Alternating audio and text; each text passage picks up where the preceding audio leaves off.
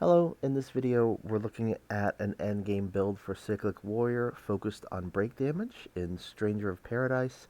However, this build has a lot of limitations, so this is going to be a what if someone were to try to push Cyclic Warrior towards break damage and towards spirit, because Primal Warrior has stat bonus spirit, which uh, your earthquake, your tsunami, flame sprout, whirlwind, they'll start doing a lot more break damage as you invest in spirit, or in this case, the stat bonus.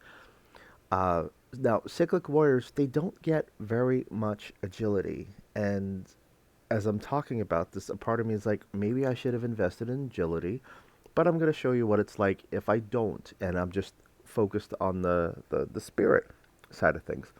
Also, we're using Primal Warrior instead of Apocalypse Warrior because for some reason the Chaos Rising does more break damage than Solar Chaos, and it does more break damage than Light's End, even when you're already in Lightbringer or Chaosbringer. Couldn't tell you why. So Light's End, even though it has the little damage over time effects, and that break damage does add up, Chaos Rising just flat out does more break damage. It's sort of a weird anomaly there. Uh, and normally, Apocalypse Warrior would deal more HP damage, except once you factor in Soul Shield based stats like um, Cyclic Warrior, 600% every time you do a Lightbringer, you trigger a Soul Shield. And then you have things like Bahamut, which I have a perpetual Bahamut's primary blessing. Every Soul Shield you do builds a stack that gives you all stats plus 1, plus 20 stats.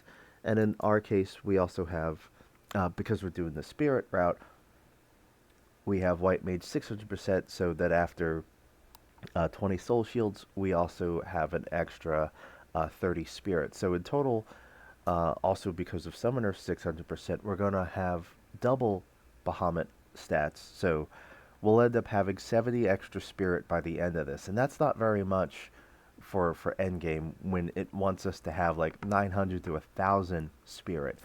But we're still going to try to break the enemy because the intellect route, even though you can break enemies through it, that was not designed to break the enemies. So that's just how powerful Chaos Rising is, or um, Earthquake or Tsunami. That's just how powerful they are in terms of the break damage that they do. And we're going to really try to squeeze that out. We're also going to use Monk with the Supercharge, trying to charge that to 4 stages. And then across our gear, having improved effect Chaos Bringer and improved effect Focus, and enough Soul Burst MP recovery and all this other good stuff to try to sustain this lifestyle. But again, this is not meant to be a full build video because of how dangerous this is. And this is more of a video reference for, I'm sorry, when I say dangerous, dangerous to the player, not necessarily to the enemy. Um, how dangerous this can be to the player when they slip up, or just in general. Now, on the Cyclic Warrior side, we do have Tyrant 400%, so that at one point, usually the first phase, we can uh, get Earth vulnerability on the enemy and start critical hitting and taking advantage of Invisible and all the improved effect Invisible that we have. And then we have the Dragoon 400%, so that we do Earthquake a little bit faster. And then the Void Knight is a remnant of something that once was, but we're taking it for now for the increased MP limit boost rate, which just went away off the screen. Sorry. Um, on regular mobs, when we defeat them and we soul burst them, that we are still getting some max MP back in the middle of all that, and all that good stuff. Invisible, just to avoid getting targeted, especially during enemy attacks, deplete buff trials. Teleport, try to zip around. Lunatic for the attack speed. Chaos Bringer, so that our earthquakes do not cost anything, and we can start to glass cannon. Also, Chaos Bringer for the increased break damage multiplier, just in a different bucket. And then on across our gear, we have damage dealt Solar Chaos. For now, improved effect Invisible. There's probably another way to do this with Barrage, but I went with Invisible. Stacking Spirit across the board, and then trying to get as high of during Lightbringer break damage dealt. And because I do use Earthquake more, I did go with Earth break damage dealt, even though I probably should have worked in some other element or just something that works for multiple elements. I do have Phoenix on every single piece of gear, and normally that would bring out Spirit. So, as an example, if I were to switch over to like Rune Knight, I'm sorry, Void Knight, you're going to see that Spirit on the right side go from 525 to some other high number. It should have been, it would have been nice to be that high, but unfortunately, we are not. And Phoenix tried its best to bring out Spirit, but Cyclic Warrior just gets such crap for Spirit. And then we have enough status ailment resistance either across our gear and master points to avoid silence, paralysis, petrification. And for some reason, I forgot to get rid of my Lightbringer duration on my gloves, which is not going to benefit us with the way that we're playing, but we are in the video, we are not going back. I'm using Lionheart to try to survive a hit. I do have some damage taken at max HP so that my Chaos Bringer lasts a little bit longer. Uh, and then I do have the Perpetual Bahamut's Primary Blessing for the extra stats.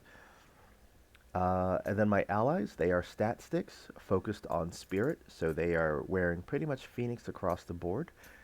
And they have spirit stacked up, and they even have the Lightbringer duration stacked up because Lionheart, the accessory, is how they're going to stay alive when I press D-pad left or right, or the letters R and T. So Sophia on Sage because she gets the most spirit out of all of our allies. And for now, I have Neon on Void Knight because she gets a good amount of spirit there. But I think Ash on Liberator or Tyrant would have been a good fit as well. Probably Liberator. Um, so we are, oh, sorry, in Master Points, just for reference, so I don't try this experiment in the future. I have Spirit, stacking that up, just enough Cyclic Warrior to get the 600% in total. I do have ability break damage dealt because I don't always have a status ailment on the enemy, and then I have damage taken at max HP, so that stacks up to 100%. I'm going to come back to that. I have status ailment resistance up to 100% because I missed some crap out on gear. Probably could have switched out my gloves. I have the increased MP limit boost rate because sometimes I do defeat an enemy.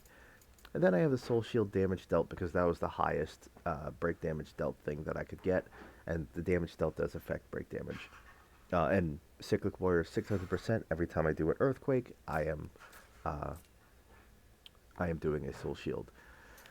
On the Monk side, the most important part here is because I'm trying to do a Chaos Bringer build, I am focused on Soul Bursting and trying to get my MP, max MP back up, so increase MP limit boost rate, and oh gosh, this is not good. So we're going to adjust some stuff here for the sake of our Chaos Bringer build. And we are going to do Soul Burst MP recovery, and we're cranking that up. Do we have Lightbringer duration? Yes, we do. All right.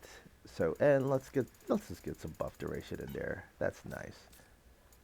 Anywho, on the world map, this does not do well. We just don't have enough spirit to make this work on the world map. Um, yeah, we could probably defeat the enemy, and you get the extra like 2,000 spirit from your allies at this point, and that translates into an extra 240 spirit for you. But that's still not very much. Where in the Rift, we get an extra, potentially at endgame, we get an extra 120 spirit from our monsters. We might have to tweak our monsters around a little bit. Oops. Let's look for a moment. So we have Coral for the spirit. We have the Marlborough for the spirit. We have the Ahriman for whatever reason, because I thought Sage and Void Knight would be nice to have. In this case, I am leaning on the Void Knight for the haste. When I know it's going to be weird, like, oh, you have haste when you over 400 max MP, but Chaos Bringer eats all your MP. What are you going to do? And after the first Soul Burst, we're going to have haste. Or we die trying. And then we have the Behemoth. Probably the most important part here is the Behemoth for the combo ability stat bonus. That is going to propel our Chaos Rising, our Solar Chaos, a lot further. And then we also have damage dealt to bosses. Now, for some reason, I have the Tonberry, and I thought it was nice to just have the Breaker thing at this point. Although, let's just switch it over to Bomb, because we might not have Breaker leveled up on other stuff. And then, let's go and find a boss rush and regret all the things. That's just a single boss, so let's find. Oh, that boss looks too dangerous. Enemy attacks deplete buffs is incredibly dangerous for us. And so, worst case, we might just do a single boss. Defeat all the bosses. Defeat all the bosses. Okay, so we're going to go into this room. Drink a Mega Ether before we go in. And then, for the most part, we're going to do a Lunatic, an Invisible... Actually, I'm sorry. Hold on. Back that up. We're going to do Chaos Bringer, Lunatic, Invisible, Teleport. Start focusing. Press D-pad left and right. And then start trying to Earthquake on the first phase. Second phase... I'm sorry. Then we switch to the Monk, Soul Burst. Get all our max MP back. Hope that we don't need to actually Chaos Bringer. And actually, maybe we'll just talk about that as we get closer. Watch me forget. So, Chaos Bringer.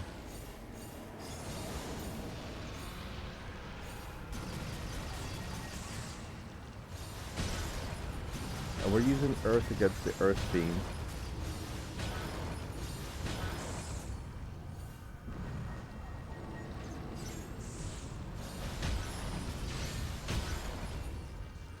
And next phase, we're going to try to get a different status ailment on the boss. So in this case, Tsunami.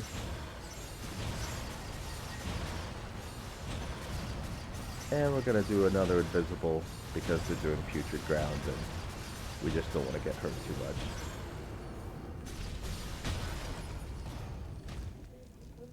So, let's try the next boss. Oh, I thought I focused up to 4.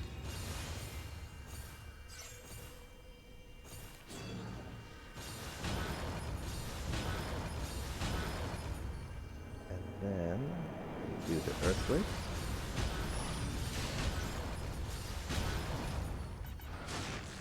And because it's Tiamat, we can actually start off with, like, Flame Sprout. And it'll just be waiting for her once she wakes up.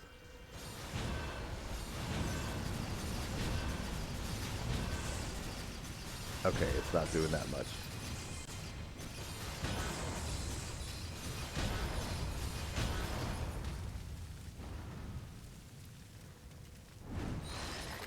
What's cooking? You know what? Let's see if we can Flame Sprout the next boss, whoever shows up.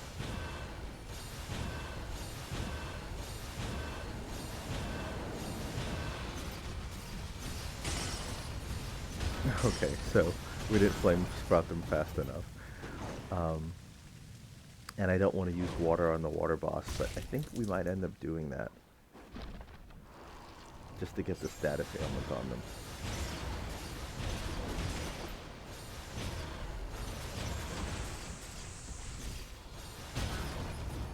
And that's kind of how, as messy as this all was, that's kind of how the break damage route works. Even though we're still doing a very sizable amount of HP damage. Crap, I cannot pick up anything here. And then, just to kind of see how this works, when you start a rift and you don't have very much max MP, minus all that loot,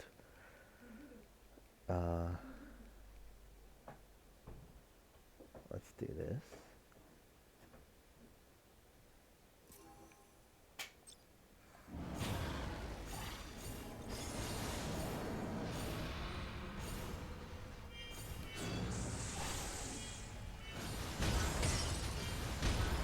double Nova.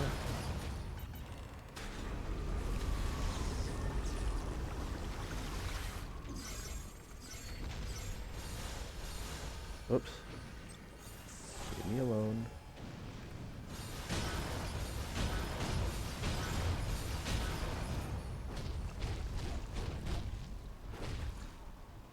Yeah, I feel like I'm still doing a lot of HP damage, which is scary, given that I'm not invested in HP damage.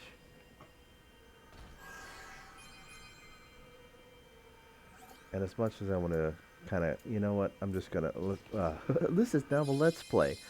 I'm going to try to get at least to the next floor. Pardon me.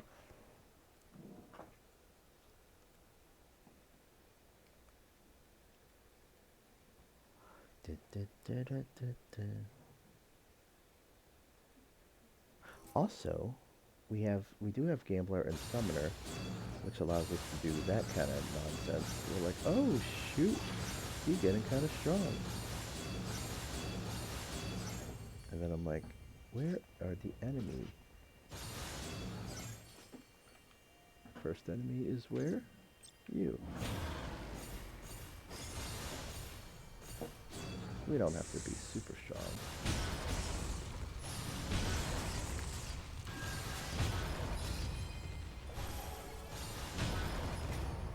We do want a soul burst though.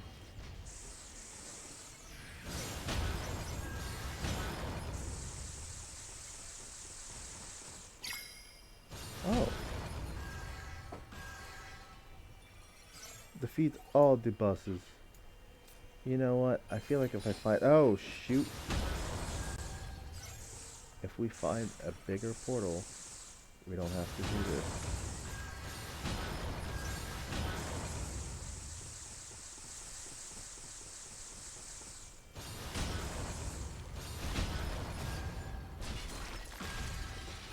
That looks like a bigger portal.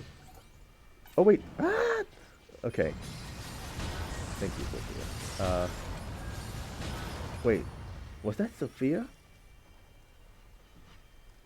Did she just use wind on a without D-pad left to right? I want to believe that was me. Maybe that was me. I take all the credit. Okay. Anywho, we will be sorting through our loot offline and all that good stuff. But yeah, spirit-based cyclic warrior break damage, even though I'm still doing a lot of HP damage. And yeah, just to see what that looked like.